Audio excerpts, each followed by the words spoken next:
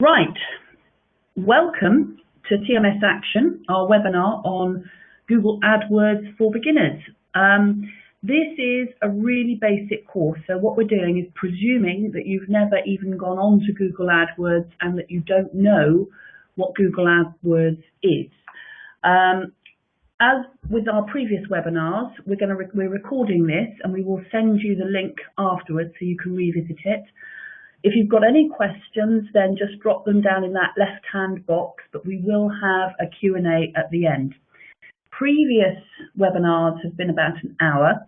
Because of the complexity of this one, it will go on for probably near an hour and a half to 2 hours. But do feel free, obviously, to sign out at any point because you'll get the recording afterwards. However, it's obviously good to have you on board because you can then interact and ask us questions that you're not sure of as we go through. There was something else I was going to say then, which has clean gone out of my head. We're actually organising an open day for all our TMSAction members and anybody else that's interested in TMS and what we do. This is going to be held somewhere centrally, and we're sorting out a date at the moment, so watch this space because we'll announce it in the next few days on Twitter, Facebook and in the newsletter. And we'll also, if you're very lucky, send you an email. So that'll be good because we can all get together and have a nice cup of tea and a chat and learn from one another. Anyway, without further ado, I'm going to pass you over to the lovely Mrs. Pierce to kick off. Great stuff. Good morning, chappies. Now then, thank you for that, Fab. Yeah, I think it's a great idea, and that's good. So as Nick said, it's an introduction to Google AdWords, and it's a really good way of getting leads to your website, or leads generally, not just your website, but getting business anyway. It obviously costs money, but what we're aiming to do is to help you to spend that money in a really intelligent way so that Google AdWords doesn't kind of draw all your money without much in the way of results. There's a really good Google phone support number here, and the feedback we've had from people is that the help desk operators at the other end are really, really helpful. So it is worth making a note of that number. I would butt in here and say some recent feedback was Google said that it's not worth doing Google AdWords unless you're going to spend £200–300 a month. All I would say is, they would say that. My local paper is saying I need to be spending £250 a week with them. We all know how much our budget is, and so come off the ceiling at that one, ignore it completely, and we will tell you later on how much we think you should be spending. Great stuff. Now, you're probably aware of how Google AdWords works, but let's assume that you don't know anything. Now, when you type in a Google search, suppose you're looking for councillors in Manchester, shall we say, you know in the kind of the bottom left-hand corner of the screen, the kind of the central portion, you'll be presented with the page that has got the generic results. So that is a result of all of your kind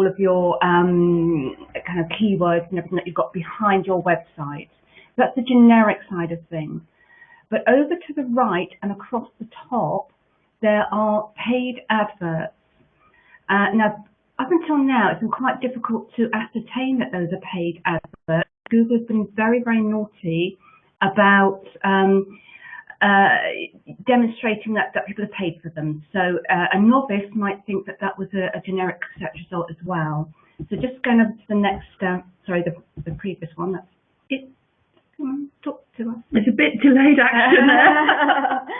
So you can see that now what they've done is they've put the word ad in front of anything that's an advert.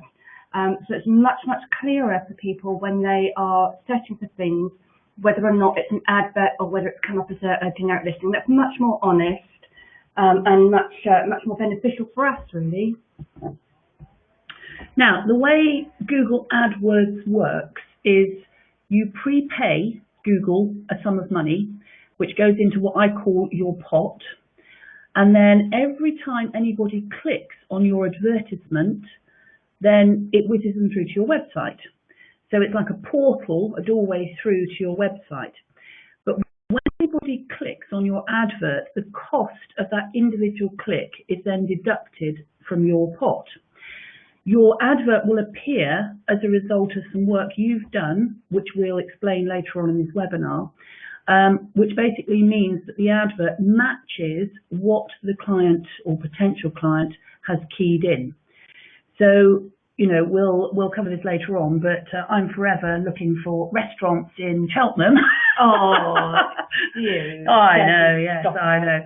But we'll cover this later on. But basically, a lot of people say to me they don't think Google AdWords works because Google uses all their money, but they don't get clients. Well, that tells me Google is actually working because they are whizzing people through to your site. Therefore, Google are doing their job. It's either your advert isn't set up correctly, and so therefore you're getting people clicking on the advert where, not misleading exactly, but they're getting the wrong end of the stick in some ways and thinking that your advert is what they need. Or when they arrive on the specific page, and we cover this off later on, it's not what they want, or you're not telling them what they need to see. So either your adverts are wrong or your website is wrong. But if you are getting through that pot, then Google is doing their job and sending people to your website. And this is the whole idea of AdWords. In fact, it's how I originally built my business 7 years ago. You can use your AdWords campaign to literally drive people to your website, so to attract visitors. But you can also do it to do other things as well. I've recently opened up a clinic in Cirencester, as Karen knows, and I could run an AdWords campaign which actually has a map attached, a link attached through to a Google map, and therefore I could be attracting customers into the clinic just by the advert saying, come and see me at the Cirencester Therapy Clinic, and it attaches through to the map. You can also do it to increase phone inquiries. So by the same token, you can have an attachment on your advertisement that's saying, please phone this number to inquire, or whatever it is you want to put. So people naturally think that Google AdWords is just to drive people to your website. And this is where in recent months, in the last year or so, Google AdWords has expanded and it's moved on considerably. So, just thought we'd give you a quick overview of what you need to do in terms of, now we seem to have missed a couple of slides there, in terms of what you need to do to set your AdWords up. Okay. All right, okay, that's all right. So it looks like we possibly haven't got the latest version of the slides here, but that's fine, don't worry, we'll cope, we're solution focused. So it's going to just go there. Okay, just bear with us, guys. We're just waiting for a slide. Okay, so essentially what you would need to do really is to plan your campaign. So if you imagine you've got a hierarchy chart in front of you, and at the top you'll have your campaign level. Okay, now your campaign can be, there's no right way of defining a campaign. If you do several therapies, you might find that it's beneficial to have a separate campaign for each therapy. So if you're a reflexologist and an aromatherapist and a Reiki practitioner, you might have a separate campaign for each of those. Underneath the campaigns, you've got something called ad groups. And it's at ad group level that you define the words that will drive people to your ad word. So the ad groups need to be focused on what it is you're trying to promote. So if you're trying to promote relaxation, you'll have an ad group for relaxation. If you're trying to promote insomnia and help with sleeping, then you'd have an ad group for that, or maybe anxiety, you'd have an ad group for that. So you've got your campaign and your ad groups. We recommend actually that probably, if you're only doing one therapy, just have one campaign for the minute, and then have your ad groups depending on what aspect of your therapy you wish to promote, and then you do your ads underneath that. So essentially, your adverts tell people what you're offering. So think about, what is it you want to promote? Is it that you help people reduce anxiety? In which case, that's what you would put in your advert. And then you have to choose search terms that will lead people through to that advert. So in other words, somebody might type in help with getting to sleep. Now, if you think that's what people will type in order to get to your insomnia advert, you would put keywords of help in getting to sleep. So, or if it's anxiety, you put words around that. So the search terms equals the keywords are what people would type in to get to your advert. So on that stage, you see what I've got at the moment is I've got a campaign for insomnia within hypnotherapy. I've got a different campaign, which is the new clinic.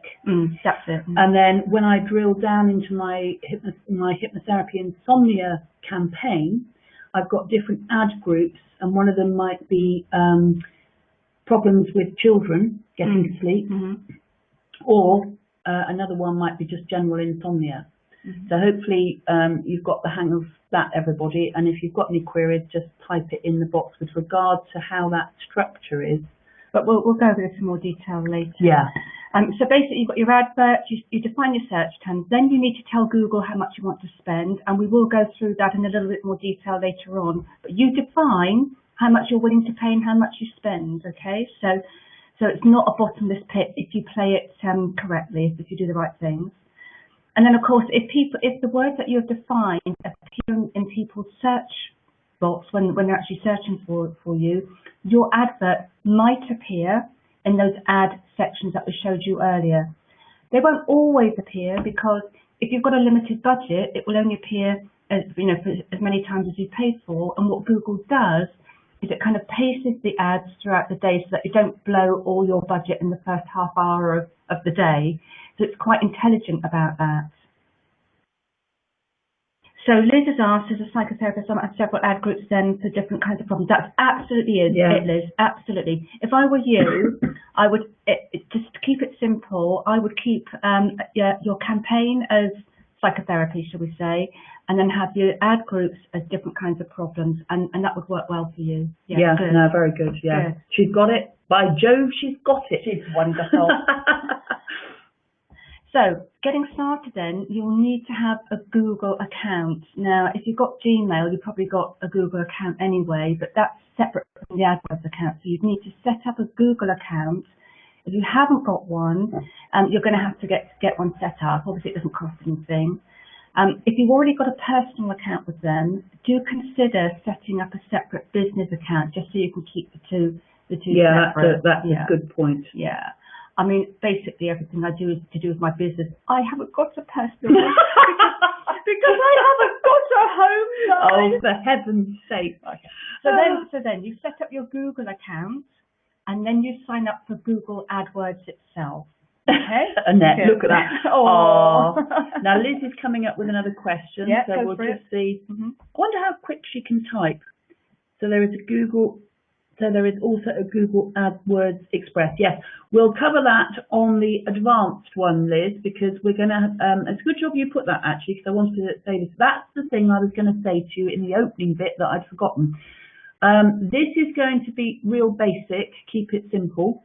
And then all the add-ons and the additional extras you can do, we are going to do, the next webinar will be on the next stage, because just doing this is going to be an interesting one. So we thought we'd overload you if we did too much at once, but you're very right on that one. Great stuff. So then, this is about setting up, oh goodness me, I can't see that, how to do a Google AdWords campaign. So what you would do is you'd enter your email address there, specify which country you want to operate from, obviously, because that's going to set the language and so on, and the time zone, because you want it to be obviously you want your ads running during the day and not in the middle of the night. Oh, unless it's insomnia. And then, seriously, I did have mine running in the middle of the night, and do you know what? It worked. That's fantastic. That's fantastic. Good point. Good point. And you can set your currency and everything. So it's very simple. It's very intuitive when you go through that screen there for setting up Google AdWords. Okay. So, and if you needed to set up a new Google account, this is how you do it, of course. You put in your email address, create a password, confirm it, and so on and so on. Now, it does like you to have a nice strong password on there, obviously. Yeah, that caught me out. And it will want you to have at least 8 characters. and I think it actually wanted a number in there. Yeah, now Anya said, I find I don't look at the ads on the right hand side when I look. Is there any choice as to where you appear, top or right? No, there isn't. Basically, we'll cover this off when we cover the budgets and the cost, because the more you pay for each individual click through, the higher you will appear on that listing. There are a few caveats to that, which we'll cover later on. But what I would say to you, Anya, at that particular point, this is something I say to a lot of people, is you don't look at the ads on the right, but they reckon about 50% of people do. And this is when you come back to our original Do You Want More Clients course, we cover off why car manufacturers have different makes and models of cars. It's because people like and do different things. I must admit, before I did Google AdWords, I used to click wherever I saw something that matched, whether it was left, right, top, centre, whatever. Now I know that the adverts are paid for right at the top and on the right hand side. I do tend to gravitate towards the bottom left, which I know are generic listings which have got there through their own merit. So this is where you have to basically cover off everybody, and you will, I promise you, get leads from that right hand column. Right, once you've completed the sign-in, Google very nicely immediately sends you an email verification that will appear in your inbox, and you'll need to click on that to proceed any further, the verification, which is the standard thing. One thing you do need to bear in mind, and people can get scared of Google AdWords, but you can pause your campaign at the click of a button at any particular time. So you do have control. You're putting a prepaid amount into Google, so whatever that amount is. They change, sometimes they change minimum, but I think I currently paid £20 once in a blue moon. When I first started, I used to pay £250 a month because I didn't have any clients. So it just shows you can choose how much you pay them. But once you've put that money into the pot, it's gone, it's in the pot, it's not in your bank account. However, you can then pause that campaign and eke out that budget over a period of time. So now let's go off and create, so we've created your Google account, and now we're going to create your AdWords account. Now, once you set up the Google account, you will then get directed to your AdWords campaign. And this is pretty straightforward. Google are quite good at taking you step by step. And so you'll see there's a tick there and it says next steps, and it actually says learn how to sign into your account. And that is a really easy route just to follow through, because what it does is it just shows you step by step how you will come back into your account. So we do suggest that you go ahead and do that. Once you've signed in, the first thing you'll need to do is set up a campaign, and that's exactly what Debbie said. If you imagine a structure chart, and right at the top is a campaign box. Now, you can have as many campaigns as you want, you're not restricted, but these allow you to separate out the different streams of marketing messages. So you may have help with anxiety or anxiety as a campaign, and then when you get down to your ad groups, you may have the different forms of anxiety, such as insomnia or panic attacks, etc., etc. Yeah, could I just interrupt you? Of course. There is no right answer here. So you can structure campaigns and ad groups however you want. Yeah. So what is right for you? You decide. If you've got really distinct areas of your business, that's where you would that's where the campaigns come in. So for me, I would have the hypnotherapy, supervision, training, and possibly this new hypnotherapy course. So I'd have the different hats that I wear then. That's what I would set as a campaign. But there's absolutely nothing to stop you setting a campaign as a kind of an area that you cover, sort of the benefits that you convey. Not a problem. You see, you've got to remember, guys, that Debbie, as she said earlier on, doesn't have a personal life, so she has about 5 different businesses. So therefore, when I first set out as a hypnotherapist, and hypnotherapy was the only thing I was doing, my campaigns would be as I've listed here. Absolutely. So this is where that's a really good demonstration of how, and you know, Anya's come back and said, yeah, thanks, people are different to price, right? And this is where there is such flexibility with this. So what might be quite a good idea is literally to write out on a piece of paper, and I'm a great one for writing out on a piece of paper. No limit, Annette, to the number of campaigns. And Anya, yes, you will know which campaigns generate more leads, but also as you drill down, it will actually show you within the different ad groups, you then have your different adverts, and it will actually show you which are the most successful. And this is something that we come back to in the advanced course, is how to actually improve your adverts. So good question. Yeah, but that's a good one because it shows the differences you can have. Now, how do we start? If you get a bit of paper and you write your potential campaign or campaigns at the top of the piece of paper, and then what you need to do is stand in your customer's shoes. And this is really important. So just slow the whole brain process down, stand in your customer's shoes, and whether they're looking for a massage, reflexology, Bowen therapy, Karen, whatever it is, hypnotherapy, counselling, think about the individual problems they may have, and then consider what they would type in to Google. Now, it could simply be hypnotherapist in Cirencester. But if they don't know they're looking for hypnotherapy, it could just be insomnia, Cirencester. Now, we'll come to the geographic side of things later.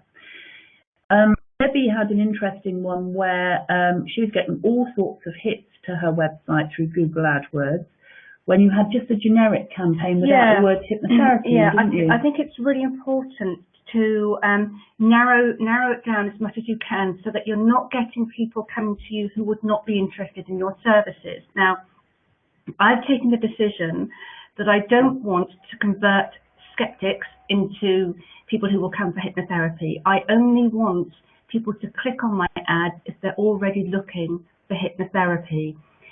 When I didn't do that, when I just said anxiety, I was attracting a lot of people that were clicking on my website, but then coming off really quickly because they weren't, I'm guessing, I mean, who knows, they weren't interested in hypnotherapy. The minute I restricted the keywords to hypnotherapy for anxiety, then the spend rate went down, my budget went a lot further, and I upped my response rate because I made it much more specific.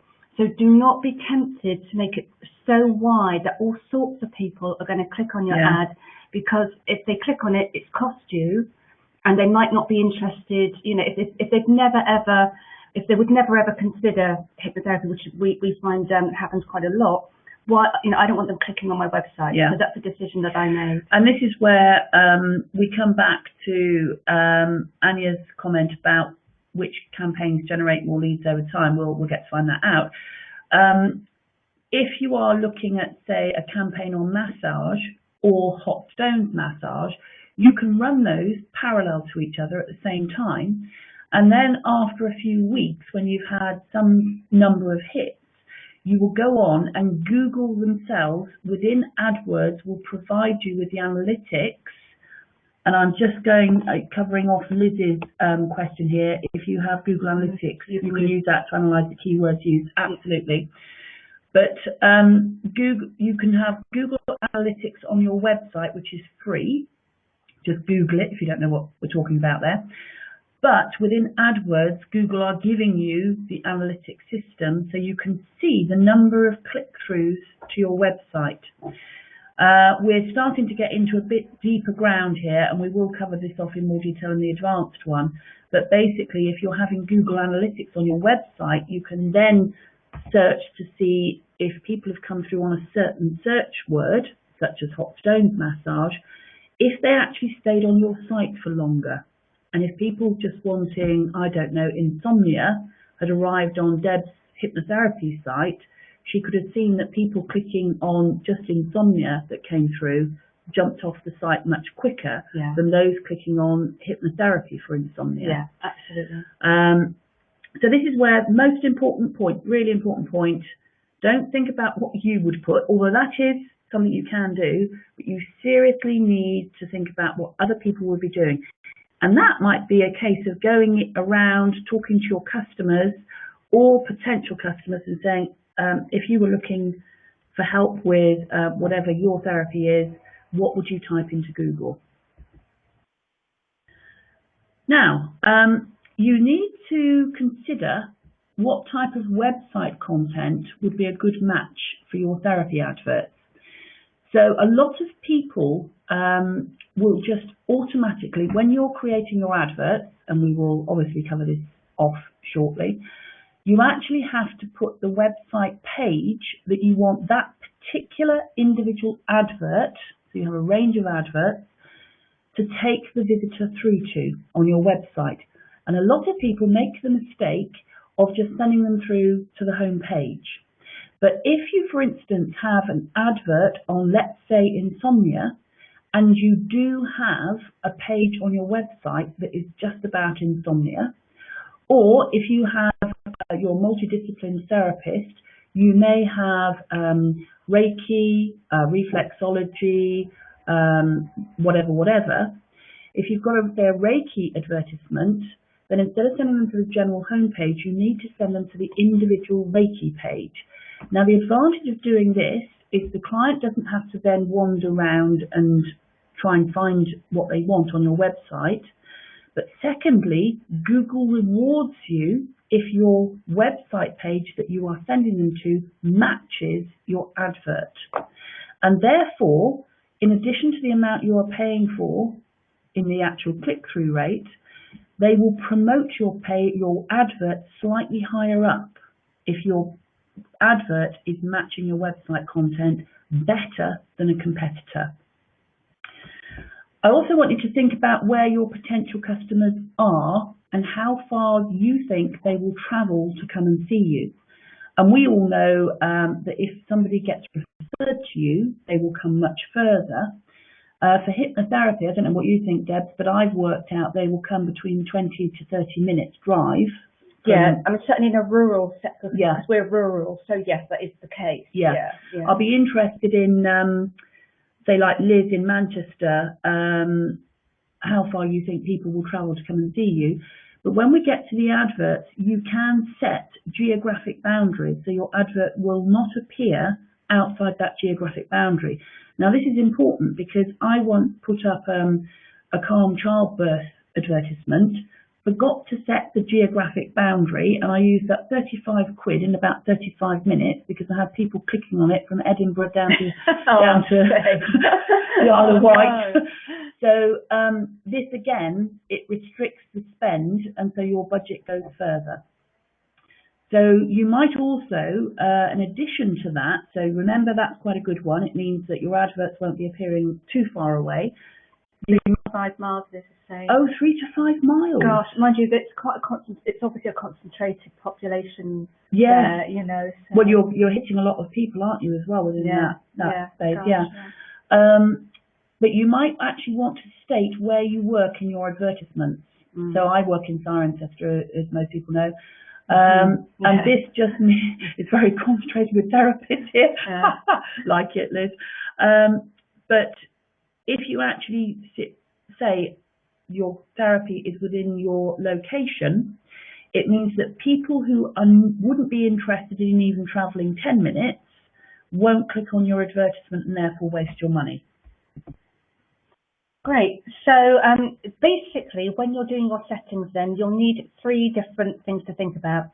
How much you'll pay, and that's when you set your budget and your bid, but you can always adjust that later. So none of this is set in stone, so don't worry. What else you want to include in your advert? So you're going to have your text, well, you have the heading, insomnia for people in Cirencester, and a link through to your website. But there is also a thing called ad extensions, where you can include other information such as telephone number and so on. And as Nick said, where you want your advert to appear. It's not just geographic locations. You can also set the language. Now, for us, it's fine because we're not multinational. Well, I'm not. I don't think any of our TMSAction members are. But obviously, if you're a big corporation, then that would be important to you. And also, what they call the placement on the web.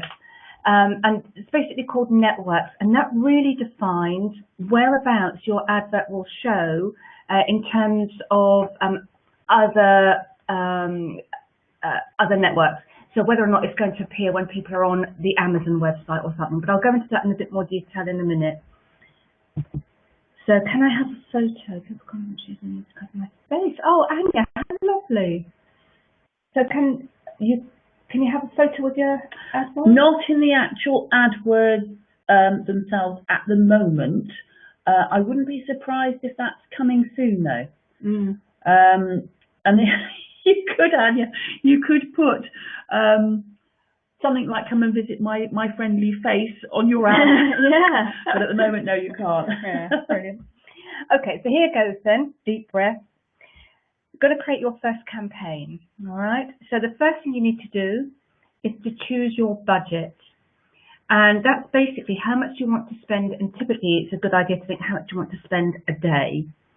I would suggest when you start putting it something like £5 a day, all right? And obviously you don't have to spend 5 times 30, £150 a month because you can stop it, all right? So but £5 a day will give you, a few clicks there. And just realise, if you wanted to, you could just literally have it running for 3 or 4 days. It won't give you very much in the way of good, positive feedback that you can bank on. You really do need to run it over a couple of months, not consistently, I hasten to say, in order to get some valid statistics to show you what's working. But certainly as you start, you could literally even turn it on for a day. Oh yeah, absolutely. Yeah, no problem at all. So the steps you would take is choose your budget, create your ad. We'll go through all of this in a bit more detail. Select the keywords, and we've talked about that. And enter your billing information. They're very keen to know how to charge it for some reason. I don't know why. So you would start with a campaign name. Now we've talked about there's no right answer to that. For me, I've got my hypnotherapy as a campaign. I've got my supervision as a campaign, etc., etc. This one we've done a TMSAction as a dummy one for you. Okay, and then it comes on to the search network with display. Now the thing about the search networks is that it depends on where you want your advert showing. So you can either, I think there's another slide coming up actually on this, isn't there? Let me just have a look. Yes, that's it, isn't it? Yeah, that's right. So basically, do you want your advert appearing when things like Amazon comes up, or shopping sites and that kind of thing? Or do you want it appearing on things that are outside of Google? So you can either define it closely to within the Google kind of network and the Google family of search criteria, or you can do it wider so that it appears perhaps on Yahoo and areas like that. We would suggest just keeping it to the Google search network rather than doing it wider than that. As an example, my husband, Mr. P, who's out posting Liz's DVD as we speak, he was on Amazon one evening searching for hypnotherapy books for a Christmas present for me, bless him. And he got very excited because when he was on Amazon, an advert for my hypnotherapy came up. And he said, Deb, you're on Amazon, and clicked it before I could say no. So he just cost me £1.50. So basically you can define where it is your ad will pop up. So you can either define it so it just comes up on the generic Google kind of area, or you can do it via the wider Google network, or you can do it by a huge network of other people like Yahoo and so on. Yeah, and because we're keeping this basic, we're just saying keep it to the Google search network initially, because apart from anything else, we want to start small, and then that means that we can check if there's anything going wrong before we spend too much money. Whereas obviously the wider you spread your net, the more people are going to click on it. Obviously, if you've capped the amount you're going to spend each day, then that budget isn't going to go too far, but you can get some really good solid results just by keeping it to that Google search network initially, because at the end of the day, they have way over 80% of the market as a search engine. And it's for the kind of budget that we're talking about. You're going to have more than enough coverage with the Google search network. So we would recommend keeping it nice and tight. What we want to do is make sure that you get the most value from your budget. And we will obviously cover off this in the advanced webinar. I heard you can exclude family and friends clicks somehow. Actually, that's a new one to me, Anya. I will we will look into that one and have it on the advanced one. That's a good one. Annette, I'm signed up. I'm signed up to Google Maps, so do I need to include that? You don't need to include it, Annette, and we're going to cover off the additional ones, but what happens is with some of these add-ons, if you had, say, your Google Maps attached to your advert, with some of the extras, they're free and people will click through free of charge, but with others, they will charge you the equivalent of, say, 2 clicks. So you just got to be a bit careful on all this, but you don't have to. Kuzai, is that some software, Anya? Is it Kuzai, or is this like Will I Am saying don't? Oh dear. Yeah, we'll let Anya come back to us on that one. Great, fabulous. Yeah, so basically we've covered this really. You wouldn't want to spread your net too far, so you don't want it necessarily appearing on things like Yahoo or AOL and things like that. YouTube and Now, then the next question is devices. Now this is asking you, do you want your ads to appear on people's PCs, phones, tablets, and all of those complicated devices? The answer is yes, you do. Yeah. All right, because you wouldn't want to restrict people who are, because a lot of people search on these now. You've got some stats on that. Yeah, I went onto my Google Analytics for my Nicola Griffiths Hypnotherapy website, and over the last couple of years, the increase in people looking at my website from mobiles has gone from 0, say 7 years ago when I first started, to over 50%. And this was an interesting thing we covered off in Twitter and Facebook, I think, recently. You do need to check that your website is appearing correctly on these other devices.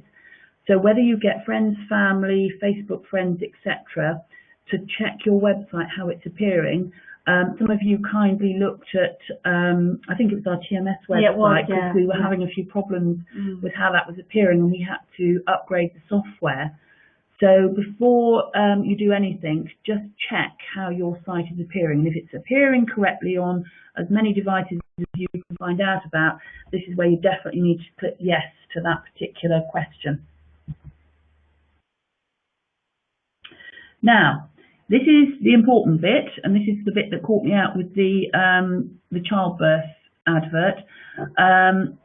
When you get to the Thanks, Anya. Thanks. The Kuzai is a marketing agency on YouTube. Oh, right, yes. I know who they are now. Penny's dropped. Under devices, the next question that comes up is locations. Which locations do you want to target or exclude in your campaign? And you can either go for the whole of the United Kingdom, which I seriously wouldn't suggest you do, because I doubt anybody's going to drive down from, say, the Outer Hebrides. So you click on the Let Me Choose. And that will allow you to search by things like postcode or town. And what's interesting, and again, I refer to Liz here, she's getting picked on today, you may not want the whole of Manchester. And once you say Manchester and you put it in, it will appear the whole of Manchester will be ringed, but then you can actually exclude certain areas. Or you can go on postcode areas, but you can have more than one. So for instance, in Gloucestershire, when I used to work at 3 different clinics, I used to work out of Cheltenham, Cirencester and Fairford, I would put Cheltenham, Cirencester and Fairford, And it would actually, the rings that would appear on the map, on the Google map, showing where my campaign would be operating within, would overlap, which is absolutely fine.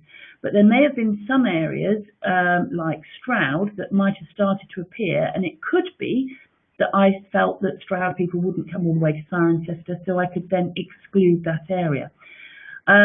This is something, just keep it very straightforward to start off with. You can edit it at any time, but it really is a good one, but it's a very important one so that you're not wasting those clicks.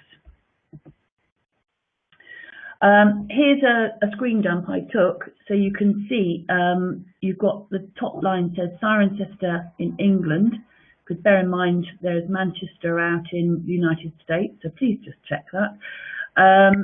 It would know what you meant if you just put Cornwall, but this is where I would challenge if everybody wants to come the whole of the distance of Cornwall, even for you, Annette.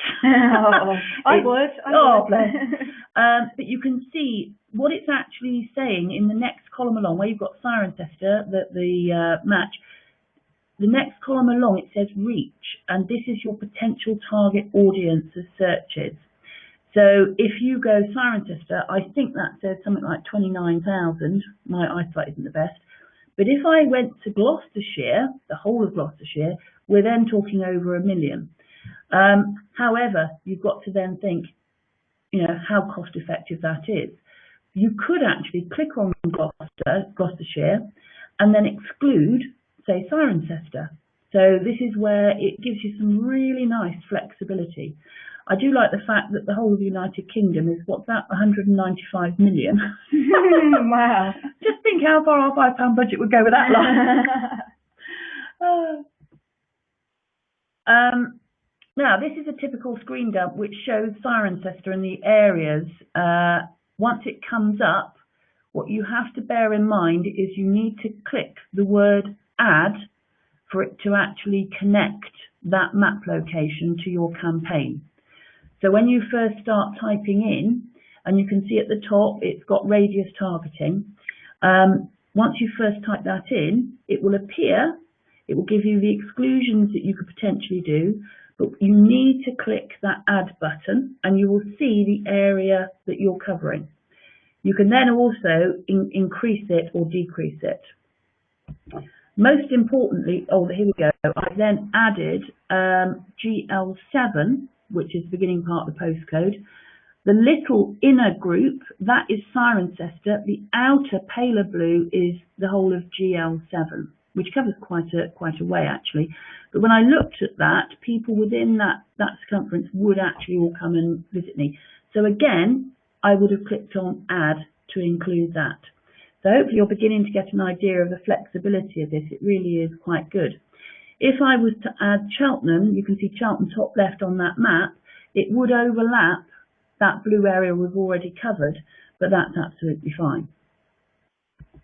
Most important, and this is something I don't think I did with my campaign for childbirth, is you then go down to the bottom of the page and for heaven's sakes push save. Otherwise, if you just click away from it, it loses the lot. So please remember the save button. Now, here's where we just cover off how you pay and setting your budget. There's just something we want to explain here. There is different ways you can have your budget, your pot, deducted from. Your bid type lets Google know if you want to pay for your ad clicks, so cost per click is CPC, and that is every time somebody clicks on your advertisement. You also get the choice, if you didn't want to go down that route, of how often your advertisement appears, therefore the number of impressions that advert makes on the page. We would say disregard this for the minute, and conversions, which is a more complicated way of looking at it. We will cover these two off in the advanced course. We're going to go with the very basic cost per click for this amount. But you can decide how much you are going to pay for each keyword. So whether that's pain management, you might set a budget of £1.25 every time somebody clicks through having searched on pain management. Now, what the good thing is, when you go in to set your budget, Google gives you the option of letting them choose the amount you pay for every single keyword you choose as a default. And I would certainly go with that, because they're not going to put you massively higher above everyone else. They will put you so that hopefully you are appearing on that first page, which is all you need. But as you run the campaign for a few days or maybe a few weeks, you can then go onto the page that shows you the statistics within Google AdWords, and it will actually show you where your advert is appearing. If it's appearing first, third, 7th, 15th. And you can therefore adjust your cost per click either upwards or downwards, bearing in mind you don't need to come top. Because let's say somebody's looking for your therapy, and this is where we have an advantage as therapists in general, they will look at more than one. They're trying to get that therapeutic alliance going, and that's where that photograph is so important on your website. So they are going to click on at least, I reckon, 3, 4, 5 different websites. And certainly when I was looking for a hypnotherapist for my son, that's precisely what I did. So what they'll do is keep coming back to this Google page, and they will click on other adverts. So you don't need to appear first or second, even third, but you do need to be appearing on that first page. It is unlikely, or your click-through rate will drop considerably if you're appearing on page 2. So all you need to do is type into Google what your therapy is in your location and look at the advertisements. See where you're appearing is another way of doing it without clicking on your advertisement, for goodness sake. And you can adjust your settings accordingly. So I hope that's clear. And what I would say is that your ad won't always appear. No, it won't. No, because what they do is, because of your budget, they want, as I said earlier, they want to pace your advert appearing throughout the day, and they kind of rotate it around all the people who are paying a similar amount. So unless you had a mega budget, you won't personally always appear with those search words. It gets a bit complicated. Don't be surprised if sometimes you don't appear when you put the search words in. Now, the other thing I am going to say, which is a bit of a negative, I'm afraid, is my old company, St James's Place Wealth Management, spends an absolute fortune on pay-per-click, i.e. AdWords. Therefore, Google recognises that their monthly spend would be way higher than an individual financial advisor who's in the same business. And therefore, the financial advisor may even be paying more for each individual click-through than St James's Place, but because St James's Place overall a month is paying way more to Google, they will supersede that independent advisor in the Google rankings of where the advert appears. So what I would say here is, if you're only spending £20 a month, your individual pay-per-click amount could be higher than somebody else, but you may still be appearing on page 2. It's a bit like, I don't know if you know, when you go into a little local shop and their card machine takes a while to connect. Yes. It's because the local supermarket is taking all the juice, so the local supermarket gets the priority on the signals, as it were. And the poor little local traders have Boy, to don't fight. I know about that one, I have to say. To fight, One of my clients said to me, well, your card machine, when it works, is slower because Tesco's around the corner are going full pelt. And I thought, oh, I never thought of that. Yeah, no, it's true. But that's the same here. So this is where Google is extraordinarily good at getting clients. However, as with any business, you do have to have a marketing budget. And if you can spend a little bit more than, say, £5 or £20 a month, it will pay dividends as long as you're setting it up correctly. The actual conversion rates at the bottom here, we thought we'd got rid of this, so we're going to ignore that because that comes in the next webinar.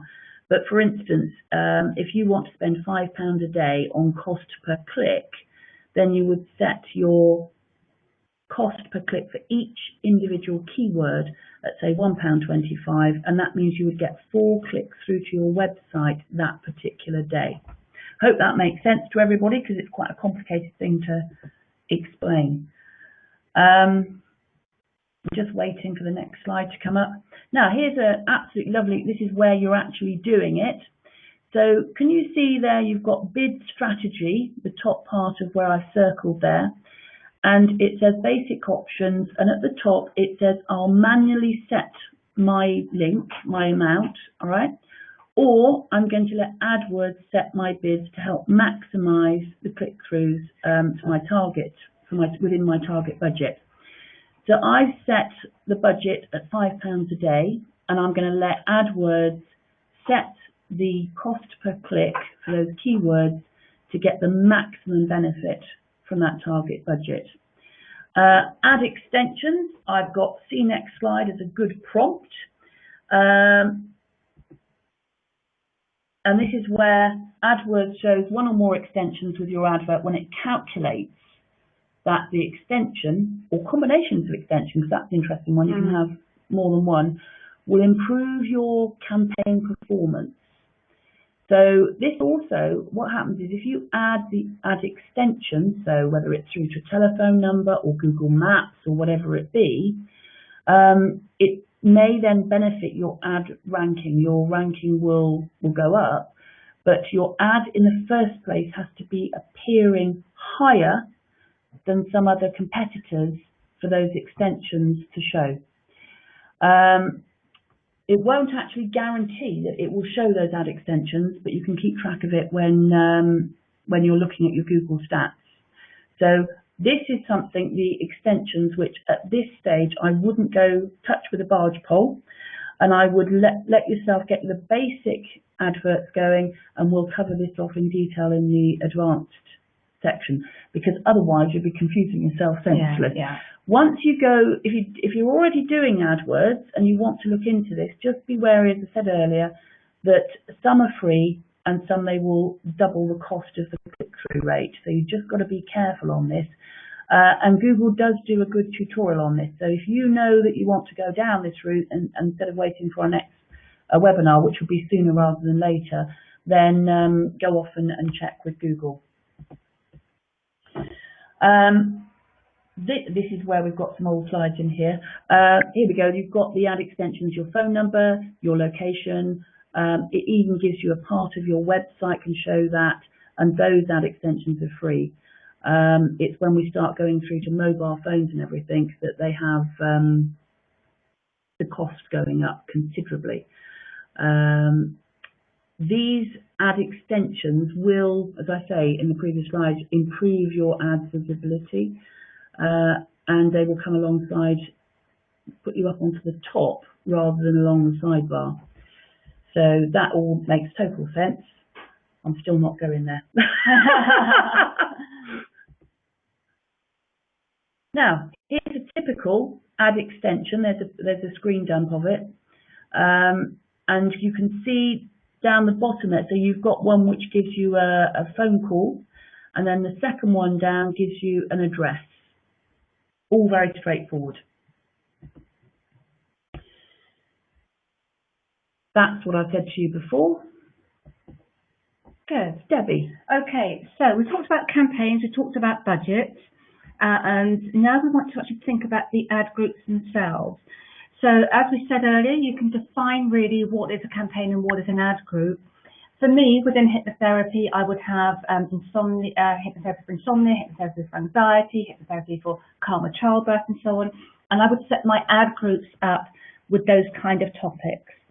And then you actually come down to create your ad. Now, this is the exciting bit. And it's a bit like Twitter in a way, because you've got a limited number of characters that you can put in.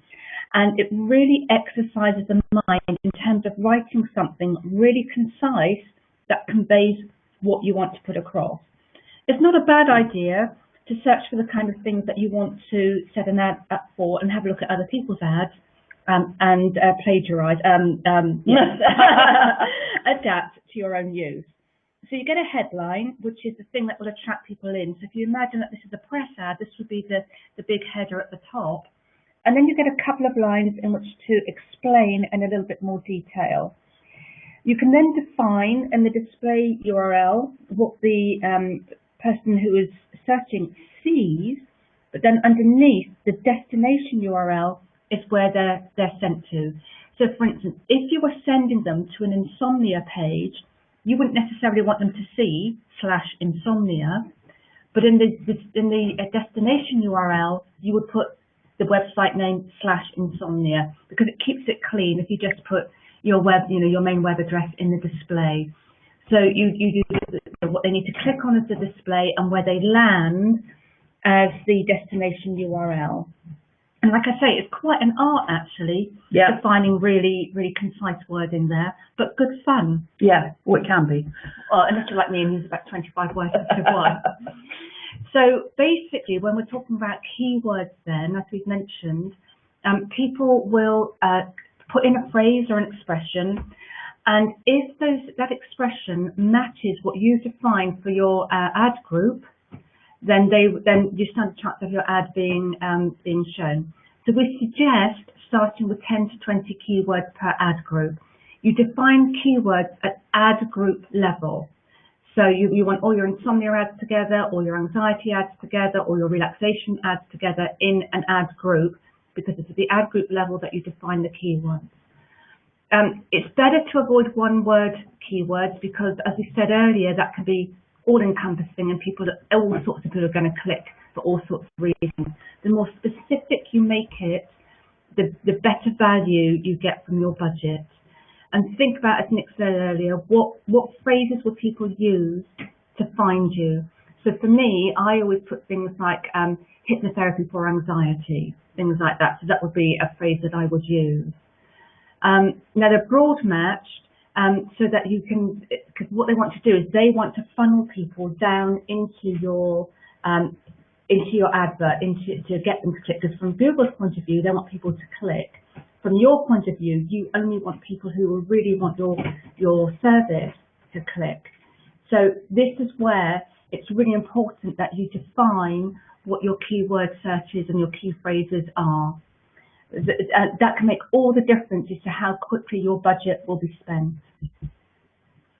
And also, it's in the same sense that you want your ads to focus through, you want those keywords scattered on the relevant page of your website too. So if you're taking them off to the relaxation page of your website, you want those keywords to appear on that page too, because that ups, Google likes that. They like it when your ad matches the keywords on your website, so that will up your chances of your advert appearing. And so just think, if you were thinking in terms of a plumber, wanted to go for a plumber in Newcastle, what would you type in, right? And then you should make sure that those phrases appear on the landing page of where your ad is going to. So plumber in Newcastle, plumber in Newcastle are keywords.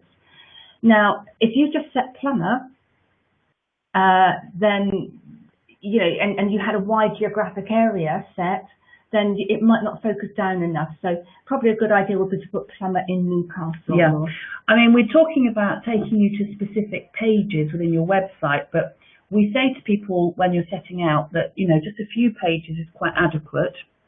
And therefore, when I set out, I had hypnotherapy on the home page, which covered off anxiety, insomnia, weight loss, etc., etc. So we're not saying you definitely have to go through to a specific page. You can send them to your home page if your site is, minimal. It's just that if you do have specific pages, then it would benefit you.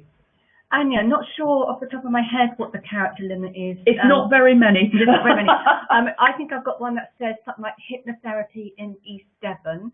And that will fit, so that's fairly substantial, but it's a question of playing with it. And if you wanted to, perhaps get a bit of, do you know what graph paper is? Get a bit of graph, get a bit of graph paper and kind of plan it out. That is the challenge, actually. In fact, it's not so much the heading, it's the actual 2 lines you get underneath for the advert content That's the bit I struggle with. Yeah. And so you have to be a bit creative, because Google won't let you put certain, abbreviations in. So you do have to be a bit creative there. But the beauty of it is, once you're actually producing the advert, it will immediately tell you. It's a bit like Twitter. When you put a tweet in, when you've gone over the number of words, because it just stops, and Google's exactly the same. So it allows you to play around. And it will also demonstrate to you, or give you a visual of what it will look like when it goes live, so you can see what it would look like. So for me, being a little bit up the OCD end of the scale, I don't like hyphenated words kind of going over the end of a line. So I like my lines to be nice and clear. But that's just me. It takes you 3 times as long to produce an advert as anybody else. If only I knew a good hypnotherapist. Yeah. So you've got your keywords, and once you put your first keyword in, Google very helpfully supplies you with a picking list of similar words. So if you put relaxation in, it might put calm, it might be tranquility, or whatever, all of those things. So you can actually select. There's another thing that we're not going to cover here now, but you can also actually specify what words you don't want people to click on. So for me, with the type of hypnotherapy that I do, I don't want to attract people who are looking for regression and that kind of thing, because it's not something that I can offer. So there is a way of actually preventing people from finding you, excluding it so that they don't do that. But anyway, Google comes up with this useful list, and you can select some of those if you feel they fit. Keep them very, very focused. The tighter you make it, the further your budget will go, and then you won't have people clicking through who are not relevant to you. Because they're just going to be a waste of time. You're going to be paying for their click, and they're going to bounce off your website. Oh, Annette's got regression. Looks good. You've had people, yeah. The key trick to all this is to not get too caught up in how you think, and this is a big problem with not only AdWords but marketing generally. Or choosing venue websites. Choosing venues, yes. Yeah, we had this example yesterday. Now, what you've got to bear in mind is you need to think about how your advert will tell the client how they will benefit from your treatment. What is the client looking for? So step into your client's shoes. There are things like the headline, your keywords. You need to think, what are they going to be putting into Google? But then when you're looking at the advert content itself, what's the benefit of the client in coming to you? So really try and keep in that customer perspective, and occasionally stand back when you're getting involved in all this and think, am I still thinking of the customer, or have I stepped into therapist mode? Keep it simple is a key word here. Now, most advertisers find it useful to have somewhere between 5 and 20 keywords per ad group. I've worked with quite a few people who've not been understanding this and have gone off and produced 50, 100, 350 keywords for their ad group. And they felt as though they needed to cover everything in order to make the most of the campaign. But the more you narrow it down, the more specific you are, the more valuable those clicks will become as they come through to your website. Just make sure that those keywords are relevant to that group's theme. So if we're talking about hot stones massage, we need to be keeping that hot stones going through the whole campaign. If you go for one word keywords, that may be fine, but as Deb's covered off before, this broad match search is much better, it's much more effective, so a phrase, because it's very unusual. Well, you can get people who would type in, say, massage into Google, or counselling, or whatever it is, but can you imagine what they're going to get back as a result? I mean, just masses and masses of results. They will be flooded with results. As soon as they do that, they realise that their search is too broad, and they start to narrow it down, and they'll be putting more words into that search bar of Google, and that's where you can really become more effective by making your keywords 2 or 3 words, maybe even 4 words long. So here's where you are, and Google is prompting you all the way through. It's giving you tips on your keywords. But you see, I started with insomnia, and then I thought, actually, can't sleep, and then waking up in the middle of the night. These are different types of AdWords that you can have. So what you do is you put each AdWord or each AdWord phrase on a separate line within this box, and that's how you're entering these keywords for that particular ad group. I thought Debs was going to say something then, but I'm going to get you to say something now. Do you know what? She's eating nuts. Well, there's the whole thing. Oh, yes. I put a very kindly put a little thing of nuts energy mix, that is, Nick. I've eaten all of mine, and Nick hasn't eaten any. So anyway, there you go. We're going to talk about money now. And remember that you have total control. You can switch off your campaign at any time.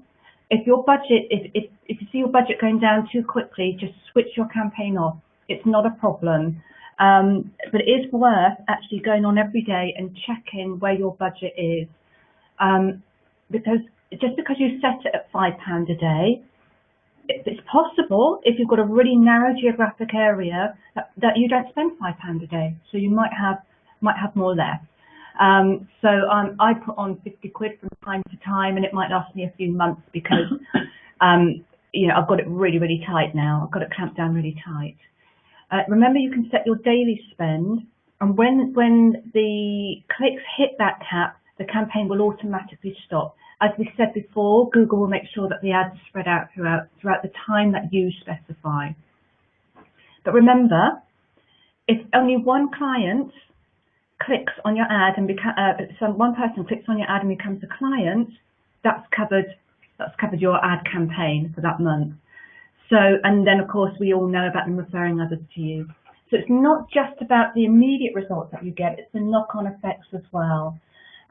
We can't say for sure, but we have a feeling that if you're a Google AdWords customer, the chances, you increase your chances of appearing on the generic listings as well. Yeah, she's got that from me because I'm cynical. Yeah. Yeah. Google won't confirm that. No, but we have a little feeling shrewd about that. feeling. Yeah. And that's why when I started and I had no clients, I had a corporate job, so you know there was a salary to back me up. I was spending £250 a month, and I would say in the first year to 18 months it got me 80% of my clients. Now 80% of my clients are through referrals, so I spend £20 a month, but not every month. I would say I go on probably twice a year now. Mm-hmm. But I actually do it because I want to help maintain my generic listing in any way I can. Mm-hmm. So therefore, and it is interesting though, because, and this is where we come back to the comment we made right at the very beginning, where people sometimes only look at the left-hand side. I notice the increase coming through my website inquiries when I've got that campaign switched on. Yeah, I do. Yeah, so it actually does work. Mm. So this is where it's very good, even if you haven't got it running, but you've got some budget in the pot. If you see that your clients are beginning to go quieter, this is where you can just put it on for a couple of days to potentially boost it. Now, this is where sometimes if you haven't got it quite right, or people are just idly clicking and looking, that budget can go and you may not get one inquiry. But think about this. Think about the number of people that will look at a paper advertisement within a newspaper or magazine. It takes actually quite a few people to look at that advert for somebody to pick up the phone or come through. And this is much more dovetailed to the people that are actually looking for you. So that's why it works. Excellent. So basically, when you set your account up, you can select which. Sorry, Nick's laughing because I'm looking at the top of my glasses because my eyesight isn't too good. So you can select the country or territory where the billing address is located. Well, that's fine. That's really straightforward. I am sorry, she's cracking up. I'm going to have to send her out of the room in a minute. So just bear with us while it catches up with us. And then you define whether it's business or personal, of course, and whether you're VAT registered. Well, I don't know about you, but I don't know many therapists who are VAT registered. No. They might well be. The VAT threshold, I think, is 70,000, but you might well be. And good luck to you if you are, so that's good. You obviously put in all your definition of your business name, contact name and address, and so on. So this is basically then capturing your billing information. Now, there's two ways that you used to be. Yeah, I wish, Annette. Yeah, me. I know what you mean. So that you can do post-pay or prepay. Now, the thing is that you used to be able to prepay your. Sorry, Nicola, behave yourself. You used to be able to prepay for your ads, and then once your budget was used up, that was it. It was gone. Google has changed this recently, and so what they do is you say that you are going to spend so much a month, shall we say, and then what it will do is it will suck money out of your budget, and then when your budget is used up, it will then go to your billing information, your credit card, your debit card, whatever it is, and then help itself.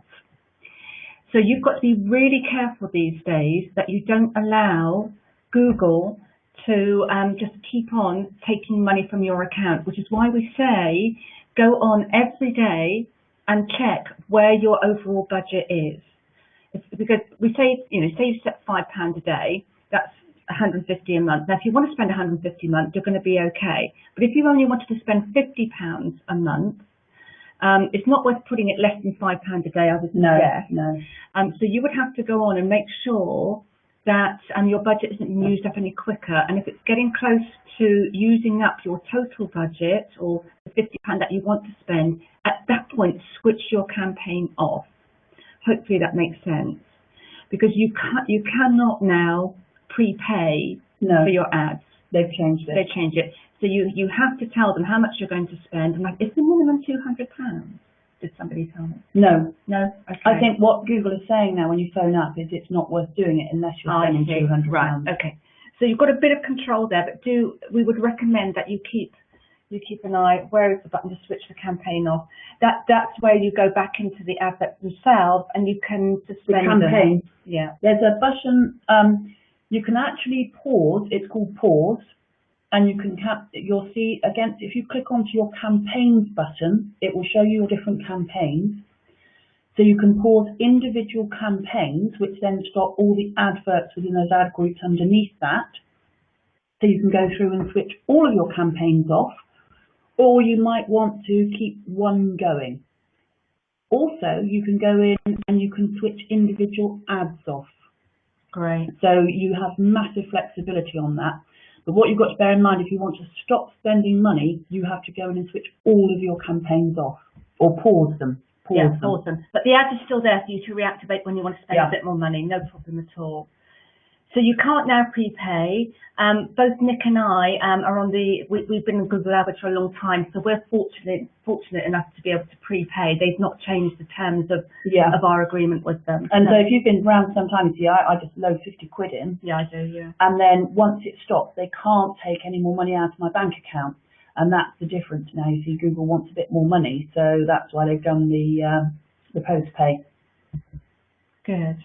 Okay, so this is basically where you define where it is they're going to take that money out from. So either they take it off a card or they can go through to your bank account and so on. So, I mean, I guess if you were really, I don't know quite how this would impact on the terms and conditions, but if you really wanted to, you could have if you've got a dormant bank account, you could just actually, that's a very good idea. Yeah, perhaps just load a bit of money in there. That might be in breach of their terms and conditions, but it would certainly help you. I don't think it would be somehow, but you might get charged extra bank charges maybe if they try to take it out. And I'm not sure on that one.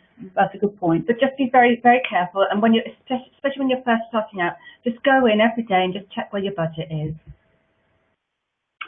Now, this is a screen dump which actually shows you the analytics. So can you see at the top, well, in the middle there, you've got all online campaigns, and then you've got various tabs underneath.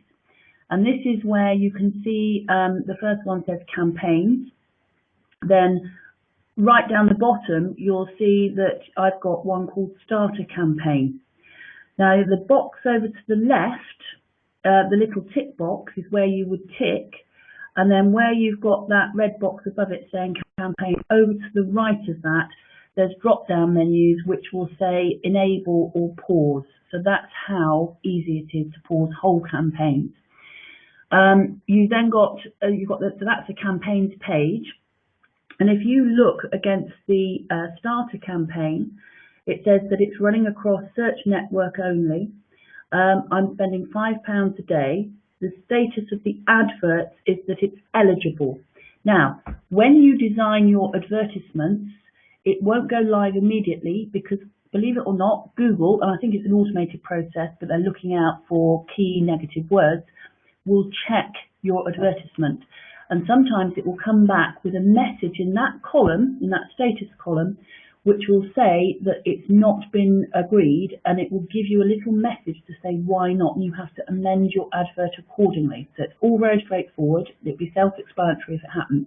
Usually that's things like if you're trying to be too salesy, so if you've got lots of exclamation marks and uppercase, they don't like that. They like this to be, they like it to look like it's a generic search result, so they don't like it to be too in your face. Yeah, so they don't like capitals in full. So they will tell you why, but that needs to be eligible. Now you can see the next campaign down is paused, so you can see very easily. Now, at the time I took the screenshot, my campaign wasn't running, but you can see just to the right, it's got clicks, and that's showing you how many clicks have been on this time frame, which is that blue line going across the top of these tabs. The number of impressions, the number of times that campaign has appeared within the search results, and the click-through rate. So given the number of times it has appeared, how many times in percentage format that advert has been clicked on, or those group of adverts. So there's all these beautiful stats here, but you can also go up to the top here, go back up to where it says all online campaigns. I'm pointing at the screen here as though you can all see it. But where you've got campaigns, you just move to the right, you've got ad groups, so there's your various ad groups, settings, the adverts themselves, keywords, that's where your keywords are, and you've got all the other ones there. So it's just a matter of, without confusing yourself, you might want to have a look around this page, but this is where your stats are. To the left, you'll see the menu of all the different campaigns I've got there. So, for instance, CBT, childbirth, the Siren Sister Hypno Centre, fear of flying. I did a website for people when I was doing online dating, so I haven't run that in about 10 years, actually. Online dating? I know. What to do and what not to do when you do online dating, because believe me, did I learn a lot. Met my husband on an online dating. I know. What a lovely man he is too. Oh, he's lovely, but I had all different campaigns there, so you can get a real feel for it. And obviously right down the bottom there is TMS, bless its cotton socks. Now, final tip. Oh, do we say this a lot? We certainly do. In fact, we say it to our clients in a different way. It's the small steps that make significant change. So this is where this whole thing may appear ginormous, but in actual fact, if you just break it down and try not to bite off more than you can chew, you just literally put an hour aside one day, an hour aside the next day, and just take it bit by bit, you will get there. But the key thing to remember is you only need to learn it once. Yeah, absolutely. Once you've learned it, it will be in there and you'll be able to do it. I think a real thing here, and Debs and I are brain-based hypnotherapists, we know how the brain works. If you go onto it and then leave it for a month or so, you then have to really think hard. So it is, visit it as much as you can frequently. So, day by day, not only to keep your budget going, keep an eye on your budget, but just to keep yourself familiarised with the software. It does become much easier, promise you. Thanks for your patience, guys.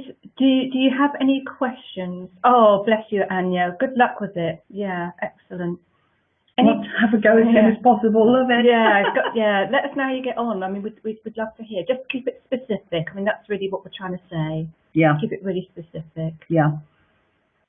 So, any other questions?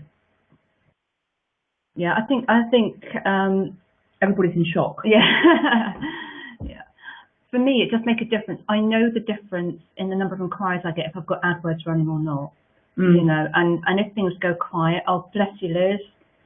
Good. I have to give strategy some thought. Yeah, no, absolutely.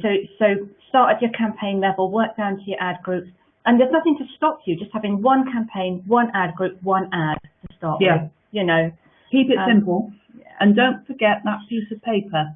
And I would suggest if you do it at £5 a week. I mean, there is no right answer. Okay. If you set it at £5 a day, you're going to get, hopefully, a few clicks a day. Yeah. Right? If people aren't clicking because you've made it so specific, it's not relevant to people. It doesn't matter. It doesn't matter because we don't spend that £5 a day. It's not a problem. But I think £5 a day. Yeah. So if you had a budget of, say, £20 or £30 this month, you're better off having that spent earlier in the month, to do it per day rather than per week, because if that's generating your clients, then obviously you can then reinvest what they are spending with you to run more pay-per-click, the AdWords. Yeah, and yeah, that's a good heading, and I would, as long as in the text underneath the heading, you you make it clear it's about counselling. Is it counselling that you do, Anya? Yeah. Whatever thing you're doing, because what you don't want is people clicking on you thinking that you're offering a service that you don't offer. So somewhere in there, I think you've got to, or you can put it in your keywords behind, so that heading would only appear if they entered your therapy as a keyword. Yeah, I like that headline actually, Anya.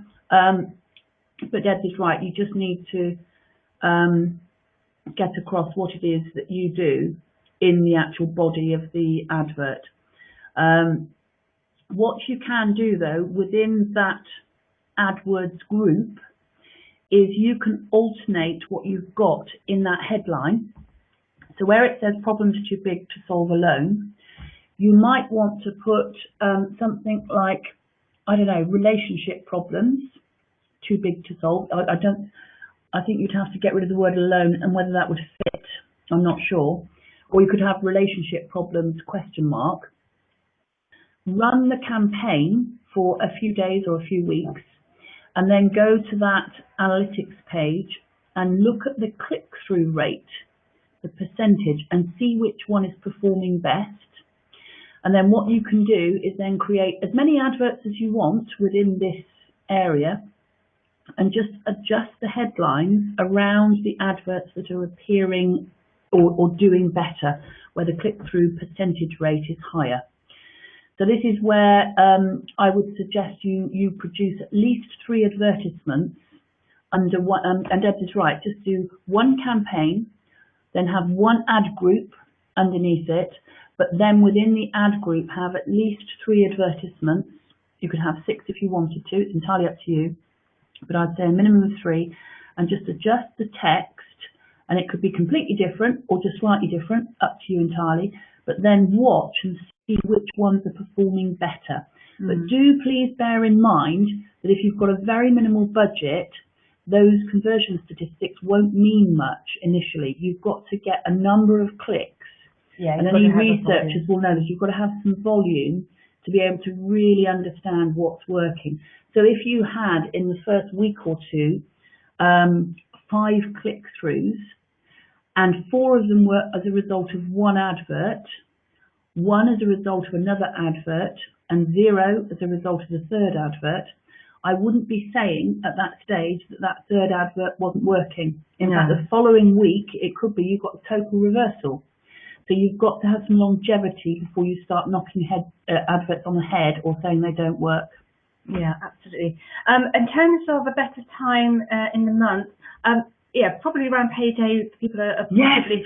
Yeah, I think that's a very, very good point, Anya. Yeah, where certainly where I am in Devon, an awful lot of people are self-employed. So just like therapists, their money is coming and going all the time. So it's not, you don't quite see the peak around payday as you might do where there's more a kind of regular employment. But, No. but yeah, that's a very, very good thing. Yeah, right. Good. Yes, you do need to take time to gather data. Yeah. And it's the same, you know, if you have these, I used to be involved in a bit of research, and you've got to have the numbers to be able to believe the results. So this is where the timeline on that analytics page was probably a month. It's interesting once you've been running a campaign for a year, because Google defaults to a month's data. If you go back and change the start date to a year ago, it's really interesting the difference it can make. Now, any of you that have Google Analytics on your website, this is a real good tip. Go and actually look at your last month's stats and then see what you get when you look at a year's stats and see what changes. It is that longevity. So therefore, you need to go with really making sure you're at least getting some click-throughs with your first adverts. It's, am I getting click-throughs? But then to actually refine the adverts, you need to be going for some time before you can really tell which ones are working best. Excellent. So it's seeming like people are fairly satisfied in terms of we've answered their questions. If that's the case, remember you can always email us separately afterwards, not a problem at all. Thank you very, very much for all of your input. Absolutely. It's lovely to talk with you.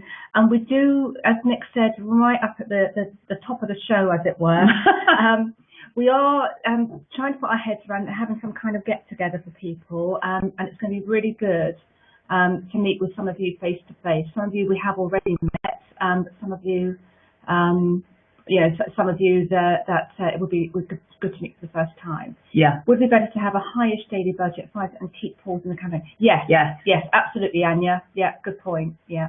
Yeah, because you've got to bear in mind is if you spread it out too thinly over a period of time, all you're doing is delaying those clients coming through to you. Yeah. So, I mean, when I used to run a budget of £250, it would be pretty much running 24/7 all the way through the month. Yeah. And therefore I was seeing this regular drip feed through. As with paper advertising, you're sometimes going to see lulls, so people are clicking through and not coming through on your advert. But again, this is where the longevity needs to come in. You need to see brilliant what's happening. Yeah, that's just what we wanted, Anya. Yeah, it's good. You are in control. You're absolutely in control. Yeah. Just stop it at any time. Not a problem. There's not many things we're totally in control of. No, it isn't. No. Good. Do bear in mind we're here in the background, and the Facebook closed Facebook group is a really good place to ask questions, because then it means we can share the answers and everybody else learns as we go. So that's, if you've got any questions, you know, we try to get on there regularly and answer any questions, so go there. And we'll be in touch very soon with a date and a venue for our little get-together where we can all sit and have a cup of tea and a piece of cake. And, you know, I might even get my mother to make more homemade lemon drizzle cake. Right, I'm in. Thank you very much, guys. Take care. Thanks. Bye.